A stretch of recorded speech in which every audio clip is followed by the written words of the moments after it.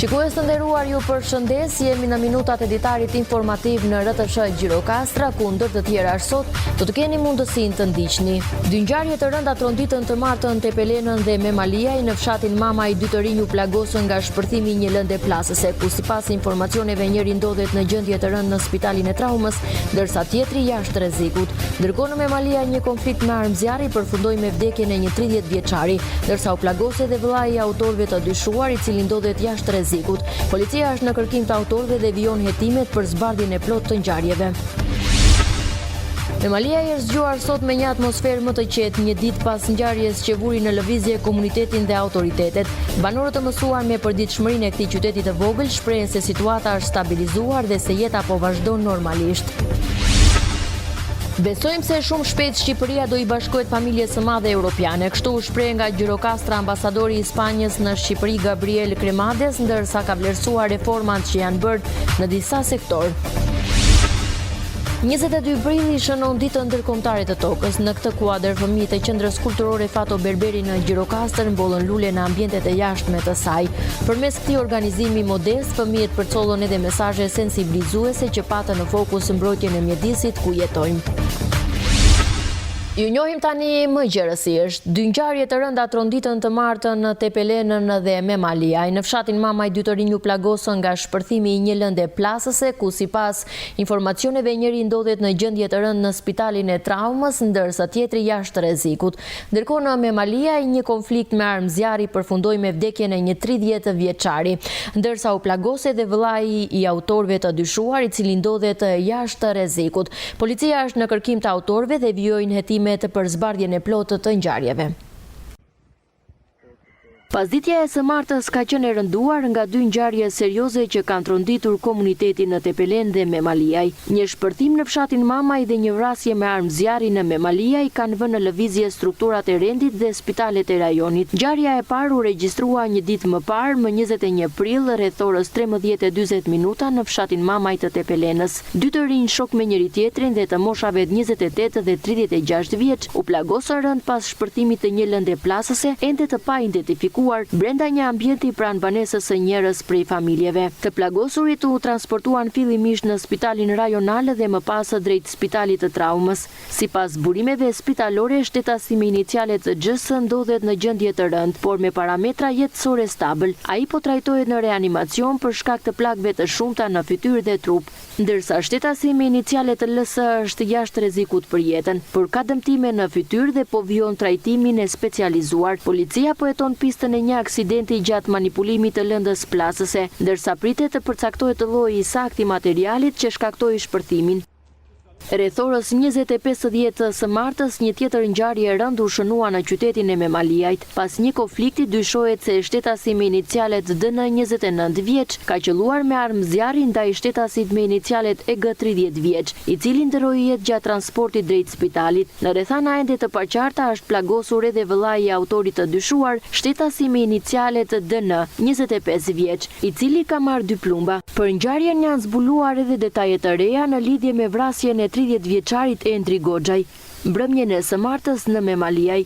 Sipas informacioneve paraprake, një tjetër shtetas është shpallur në kërkim. Në kërkim, policia ka shpallur 2 vëllezër të dyshuar si autor të ngjarjes, konkretisht Donaldo dhe Marial Donela. Sipas burimeve tona, rezulton se autorët dhe viktima kanë qenë të ndarë me 2 grupe dhe nga të 2 grupet ka pasur shkëmbim zjarri, ku përpasoi i plagosur mbeti edhe vëllai i 2 autorëve, Dario Nela.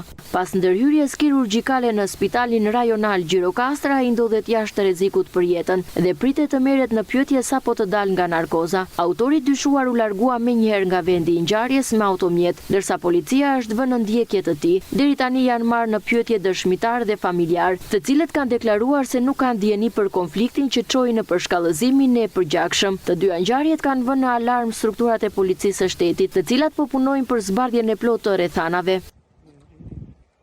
Memaliaj është zgjuar sot me një atmosferë më të qetë, një ditë pas ngjarjes që vuri në lëvizje komunitetin dhe autoritetet. Banorët të mësuar me përditshmërinë e këtij qyteti të vogël shprehen se situata është stabilizuar dhe se jeta po vazhdon normalisht. Ku kanë kaluar 24 orë nga ngjarja e mbrëmshme në qytetin e Memaliajt, ku pas një konflikti me armë zjarri përfundoi i vrarë një 30 vjeçar dhe i plagosur rënd vllai i 2 autorëve të dyshuar dhe të shpallur në kërkim nga policia. Duket se këtë të mërkur qyteti është zgjuar më i qetë, banorët kanë vijuar për ditëshmërinë e jetës së tyre në këtë qytet të vogël, ndërsa shprehen të tronditur për ngjarjen që ndodhi, edhe pse një vend ku të gjithë njihen me njëri tjetrin, ndoshta është e vështirë të përkufizohen njohjet dhe veprimet e këtyre të rinjve. Kjo është hera e parë që ndodhi të kësaj natyre këtu në Memaljej. S'ka ndodhur në Memaljej. Kësa radhe ku dim shketja ata çuna të rinj. Nada, ne jemi në 80, ata në 30 vjeç. Pronte la misteria de cariconte bateriite minieres, ajati. Qatë më shketim të jo, s'ka qenë të sektori, ka qenë me sektor tjetër. Shumë mirë ishte, 2 palë ka qenë njerëz mirë. Unë jo vetë më gjitonin tim atë që vëra. Shumë djali mirë. Shtë të them unë, s'kesisht për një të ri. Punon të i punësuar te ky klubi këtu, i punësuar. Po njerëz shumë të mirë, familje shumë e mirë. Isha në shtëpi ku dëgjova merdira. Shumë të mira janë që të dy. Dhe të djalit që ka ndruar jetë edhe të ati. Nuk i kanë njeriu më qafë. Janë familja në punë e tyre. E ndërsa instancat përkatëse vjojnë punën për zbardhjen e plot të një ngjarjeje që tronditi këtë komunitet të vogël banorësh, Memaliaj do të vjojë për ditëshmërinë duke pritur vizitor për t'i njohur nga afër me historinë e traditën që të ofron qyteti i minatorëve. Besojmë se shumë shpejt Shqipëria do t'i bashkohet familjes së madhe europiane, kështu u shpreh nga Gjirokastra ambasadori i Spanjës në Shqipëri Gabriel Cremades, ndërsa ka vlerësuar reformat që janë bërë në disa sektor. España como país amigo de Albania apoya. Spanja, si një vend mik i Shqipërisë, e mbështet shumë integrimin e saj në BE. I vlerëson shumë reformat që janë bërë në shumë sektore dhe inkurajon që të vazhdojnë të bëjnë të gjitha reformat që Shqipëria të bëhet gati, të përgatitet për të qenë pjesë e BE, sa më shpejt që të jetë e mundur.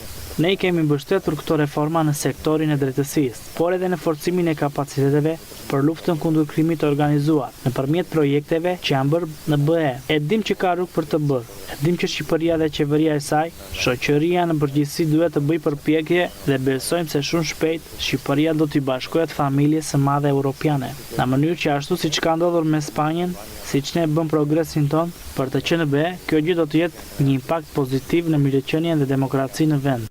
Pronto Albania se pueda unir a la gran familia de la Unión Europea.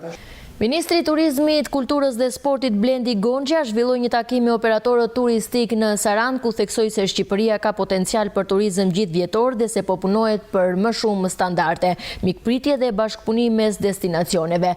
Gonxha gjithashtu njoftoi edhe zhvillimet në parkun kombëtar të Butrintit, ku janë vendosur parmak mbrojtës në zonën e teatrit antik dhe është instaluar monitorim 24/7 me kamera për rritjen e sigurisë dhe menaxhimit të parkut.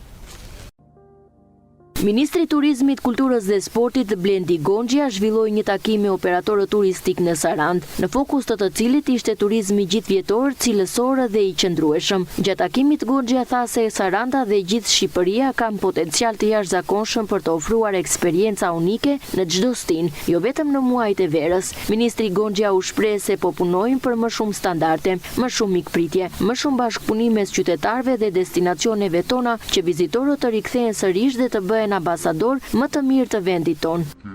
Gjithmonë më shumë duhet punojmë për një turizëm gjithvjetor, një turizëm i cili lidhet me eksperiencë. Unë në Sarandë dini se çdo më thon për muajt e dimrit sa e vështirë është. Ne kemi shumë hotele të mira, janë bërë struktura shumë të mira, me arkitekt ndërkombëtar të jashtëzakonshëm, me vlera nga pikpamja edhe e investimit të jashtëzakonshme. Duhet të lëvizim shumë, duhet ta gjezdisim turistin që na vjen, duhet të jemi shumë më tepër të emancipuar tek hapja e dyerve të hotelit ton, të vetes son, për të lëvizur tek teatri, për të shkuar te qyteti tjetër, tek qendra historike e tjerë, sepse vetëm kështu mund na rikthehen. E gjitha kjo me pak fjalë është një përpjekje shumë e madhe që ta shohim si vjet si një mundësi pra këtë sezon ose këtë vit ta shohim si një mundësi për të bërë një turizëm më shumë se pak mujor. Kështu që do duhet ta shohim me një sy tjetër, do duhet i lëmë përshtypje shumë mira dhe do duhet të kthehen, sepse Shqipëria nuk është perfekte, por na kanë mikpritur në mënyrë të jashtëzakonshme dhe na kanë bërë maksimumin me një çmim mjaft arsyeshëm. Nuk jemi duke thënë këtu për të bërë vetëm low coste, nuk jemi duke punuar fare për të qenë në low cost i Europës, as low cost i botës, po punojmë edhe që linjat ajrore të jenë edhe legacy, të jenë edhe flagship, të jenë edhe linja të brandeve të mëdha, sepse linjat kombëtare sjellin turistë cilësor. Linjat low cost pengojnë dhe operatorët programojnë. Pengojnë dhe operatorët kapin çmimet e paketeve tyre kur ata i kanë mundësitë dhe kur ata duan, nuk i ka low costi. Dhe low costi ndonjëherë dëmton shumë. Ne duam turizëm cilësor, jo vetëm me numra, duam turizëm që të vinë në Shqipëri prapë dhe duam na rekomandojnë deri në 40 veta. Do punojmë shumë për ekonominë e ujit, për lundrimin privat, për molet, për pontinet provizore, për marinat në përgjithësi, sepse jemi dobët në këtë drejtim. Ekonomia e detit është ekonomia e vendit, është ekonomia e gjithë bashkive, ekonomia e qytetarëve e komuniteteve. Kështu që po punojmë shumë në këtë drejtim, kemi minuse në shumë drejtime e dim, trajtimi mbetjeve, trajtimi ujrave të ndotura, po punohet në shumë për këtyre aspekte. Qyteti bregdetar i Sarandës ofron pafund eksperienca të mrekullueshme për çdo turist, e ndodhur në skajin më jugor të Shqipërisë, në gjirin me të njëjtin emër të detit jon, Saranda me vendet e shumta unike, peizazhet dhe plazhet piktoreske, të rreq mira vizitor në çdo stin. Por na kanë mik. Ministri i Kulturës, Turizmit dhe Sporteve Blendi Gonxha ka bërë të ditur zhvillimet më të fundit në parkun kombëtar të Butrintit përmes një postimi në rrjetet sociale. Sipas tij, në park tashmë të administruar nga Fondacioni për Menaxhimin e Butrintit, ka nisur ndërhyrjet për vendosjen e parmakëve mbrojtës në zonat e teatrit antik dhe përgjatë disa shtigjeve, ndërsa është vendosur edhe monitorim 24/7 me sistem kamerash për rritjen e sigurisë dhe mirëmenaxhimit. Një shumë fishimi i numrit vizitorëve dhe një menaxhim i cili është në të gjitha praktikat, nga gjithë monitorimi që ne kemi bërë, nga gjithë raportimet, nga mbledhjet e rregullta të bordit, në një stad krejtësisht të ri dhe në një moment jashtëzakonisht të rëndësishëm për këtë sit, jashtëzakonshëm për vendin tonë, por edhe një sit i cili është tashmë siç dihet nga të gjithë edhe një pasuri botërore e regjistruar në UNESCO dhe për cilin kemi përgjegjësi jo vetëm si shqiptar, por edhe krahashi gjithë komunitetit botëror të trashëgimisë historike, por edhe gjithë njerëzimit. Kështu që presim turistë të cilët të vinë vetëm për të parë një pjesë të bukurive tona natyrore, por edhe të mbeten, si më thënë, vetëm hoteleve apo ku diun vetëm plazheve. Na duhet ta zgjerojmë sa më shumë ofertën që ata të rikthejnë. Të kemi kujdes maksimal me verën e nxehtë që vjen për gjithë pjesën e mbrojtjes në zjarrit edhe gjithë mjeteve që duhen. Në fokus të vizitimeve ishte edhe projekti për një muze arkeologjik të ri, që do të sponsorizohet nga fondacioni i cili do të vendoset pranë shëtitores kryesore të qytetit të Sarandës. Ministri i Turizmit, Kulturës dhe Sportit Blendi Gonxha ka njoftuar se manastiri i Kryengjëjve në Dervician shpallet monument kulture kategoria e parë. Kompleksi i përbërë nga kisha dhe konakët dëshmon traditën e ndërtimit në gur dhe organizimin e jetës monastike ndërshekuj. Në bashkëpunim me Drejtorinë Rajonale të Trashëgimisë Kulturore Gjirokastër është realizuar shpallja e kishës si pasuri kulturore monument kulture i kategorisë së parë, si dhe përcaktimi i zonës së mbrojtur për konakët duke garantuar mbrojtjen ligjore të gjithë ansamblit. Ndërhyrja e propozuar përbën ndërhyrjen e parë të plot për ngritjen e konakëve, të cilët aktualisht janë në gjendje të degraduar. Ajo përfshin pastrimin, konsolidimin e muraturës dhe rindërtimin e elementeve tradicional si çatit, dyshemetë dhe strukturat prej druri. Miratimi i projektit hap rrugën për nisjen e punimeve të zbatimit, të cilat synojnë rikthimin e funksionimit dhe jetueshmërisë së manastirit, duke kthyer atë në një hapësirë të gjallë për komunitetin dhe trashëgimin kulturore, si dhe duke pasuruar itinerare turistike të vendit. Të ardhurat e shtetit në tremujorin e parë të vitit 2026 kanë shënuar rritje të ndjeshme, duke arritur në 205.1 miliardë lek ose 13.3% më shumë se një vit më parë. Kontributin kryesor e ka dhënë TVSH-ja, e cila është rritur ndjeshëm si pasojë e rritjes së çmimeve, veçanërisht për karburantet dhe produktet bujqësore. Kjo rritje lidhet me inflacionin e shkaktuar nga faktorë si përmbytjet dhe zhvillimet ndërkombëtare, ndërsa janë shtuar edhe të ardhura nga tatimi mbi fitimin dhe kontributet shoqërore. Në një kohë kur qytetarët po përballen me rritje të vazhdueshme të çmimeve, sidomos për produktet bazë dhe karburantet, Arka e Shtetit po njeh një rritje të ndjeshme të ardhurave. Përmbytjet e fillim vitit dhe ndikimet nga zhvillimet ndërkombëtare përfshirë konfliktet në lindjen e mesme kanë sjellë një shtrenjtim të kostos së jetesës në vend, por ndërsa kjo situatë ka rënduar buxhetet familjare, të dhënat zyrtare tregojnë një tjetër panoramë për financat publike. Jemi të gjithë koshient që si pasojë e luftës në Iran kemi një shtrëngësim të kostos së jetesës së qytetarëve, pra kemi një rritje të çmimeve dhe kjo rritje e çmimesh ka ardhur si pasojë e luftës dhe mbi furnizimit që kanë bërë bizneset në kushtet e ekzistencës së luftës në Iran. Dhe nëse kjo përkthehet në një situatë negative për qytetarët, për individin, për qeverinë, kjo ka siguruar të ardhura të konsiderueshme dhe kryesisht në formën e tatimeve dhe taksave.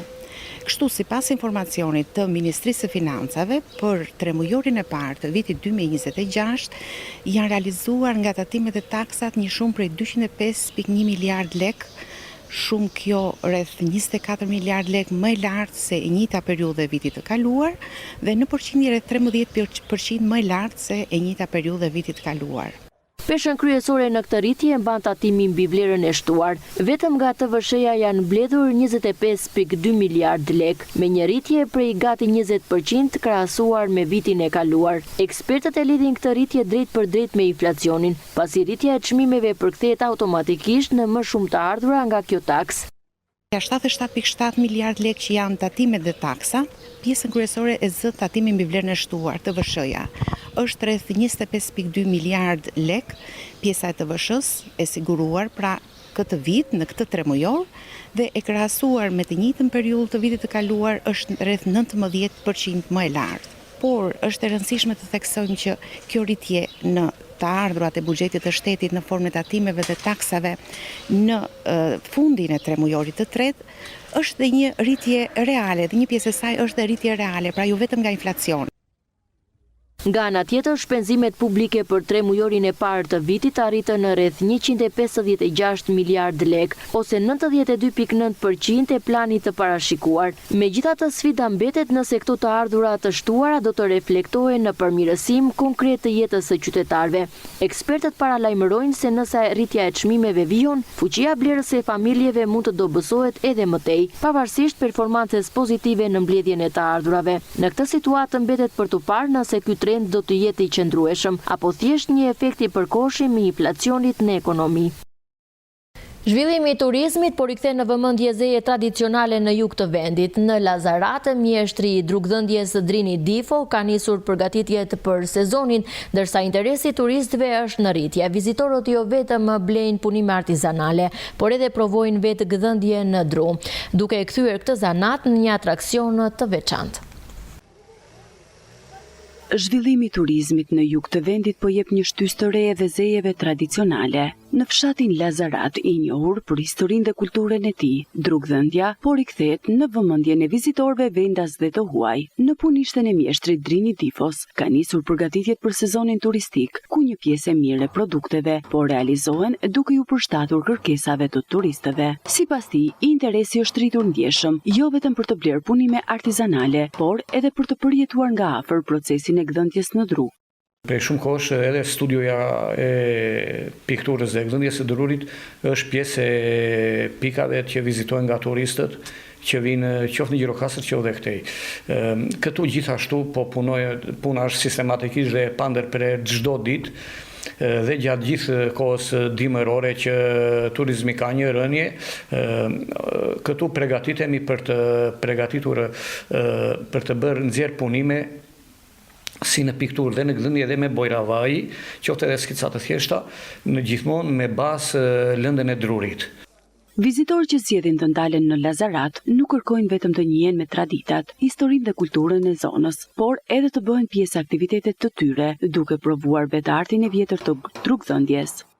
Kryesisht ka një dëshirë të madhe për të bler ikona dhe mund të rinë dhe me orë të tëra këtu duke vënë re ikonat me kujdes, stilin e ikonës, mënyrën e përdorimit, bile s'ka dhe të reja që vinë nga jashtë dhe pyesin qoftë edhe për mënyrën se si arrin të realizohet ngjyra që është kaq rezistente në vite. Ka raste vinë në grupe 4-5 vet dhe sa hyjnë, sa përshëndeten, rinë shikojnë punimet dhe pastaj shprehen direkt me pak ndrojtje në fillim që ata duan të gëzëndin diçka vetë. Që në fillim shprehet thotë që unë do ta marr me vete këtë gëzëndjen që do bëj dhe këta tani shumë argëtuese për të gjithë këta turistë që vinë këtu.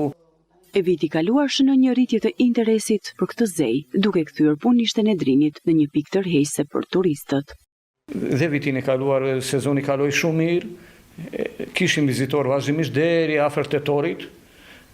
Jo se janë të përditshëm, si vjetë presim që dhe klima është në favorin tonë, shikojmë, presim që të kemi shtim të numrit të turistëve, qoftë edhe për të vizatuar, qoftë edhe për të blerë ose për të gëndur. Në prag të sezonit të ri turistik, artizanët shpresojnë që kjo tendencë të vijojë, duke kontribuar jo vetëm në ruajtjen e trashëgimisë kulturore, por edhe në zhvillimin ekonomik të zonës. 22 prilli shënon ditën ndërkombëtare të tokës. Në këtë kuadër, fëmijët e qendrës kulturore Fato Berberi në Gjirokastër mbollën lule në ambientet e jashtme të saj. Përmes këtij organizimi modest, fëmijët përcollën edhe mesazhe sensibilizuese që patën në fokus mbrojtjen e mjedisit ku jetojmë. Të janë fëmijë të qendrës kulturore Fato Berberi në Gjirokastër, të cilët me duart e tyre i dhanë jetë oborit të saj. Në ditën ndërkombëtare të tokës zgjodhën të mbjellin lule, duke dhënë kështu shembullin e tyre se si duhet të mbrohet planeti ku jetojmë. Sot është dita e tokës, në tokën duhet ta mbrojmë, mos ta ndotim mjedisin dhe të mbjellim sa më shumë lule dhe lulet mos t'i kaputim. Ne këtu sot bollëm lule ku ne mund t'i rritim dhe oborin ne zbukuruam. Ne mblodhëm shumë lule të bukura dhe shumë ngjyra këtu për rastin e ditës së tokës për ta zbukuruar sepse lulet janë bukuri, janë ngjyra, janë jetë dhe na falin dhe oksigjen. Janë shumë të bukura. Ne sot mblodhëm lule për rastin e ditës së tokës, edhe njerëzit nuk duhet i kapusin lulet sepse lulet janë shumë të bukura dhe janë bimë që ne na japin oksigjen, por janë edhe të bukura në të njëjtën kohë.